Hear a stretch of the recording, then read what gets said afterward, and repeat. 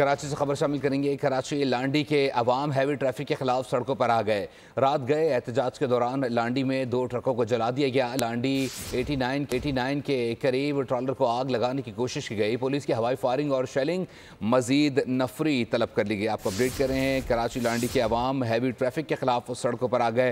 रात गए एहतजाज के दौरान लांडी में 2 ट्रकों को भी जला दिया गया। लांडी 89 के करीब ट्रॉलर को आग लगाने की कोशिश की गई। मौके पर पुलिस पहुंच गई और पुलिस की हवाई फायरिंग और शेलिंग पर मजीद नफरी भी तलब कर ली गई।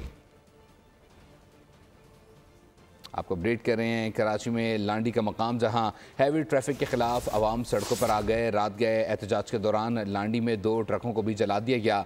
लांडी 89 के करीब ट्रॉलर को आग लगाने की कोशिश भी की गई। मौके पर पुलिस पहुंच गई। पुलिस और मुजाहिरीन में पुलिस ने मुजाहिरीन को मुंतशिर करने के लिए हवाई फायरिंग और शेलिंग भी की। साथ ही साथ मजीद नफरी को भी तलब कर लिया। सूरत हाल को काबू में लाने के लिए ये फुटेजेस हैं। आपको इस पर मजीद अफला जान लेते हैं। खुरम गुलजार से खुरम अपडेट कीजिएगा। जी बिल्कुल, ये लांडी 89 में रात गैस से जो है शहरियों का एहतजाज जारी था। उनका कहना था कि हैवी ट्रैफिक सड़कों पे ना आए, जिसकी वजह से शहरियों की अमवात हो रही हैं। तमाम रात तक सुबह तक ये सिलसिला जारी रहा। इस दौरान हैवी ट्रैफिक जब वहाँ से गुजरा तो मुश्तइल जो मुजाहिरीन थे वो मुश्तइल हुए और उन्होंने वहाँ से गुजरने वाले माल बरदार ये ट्रक हैं इनको आग लगा दी है।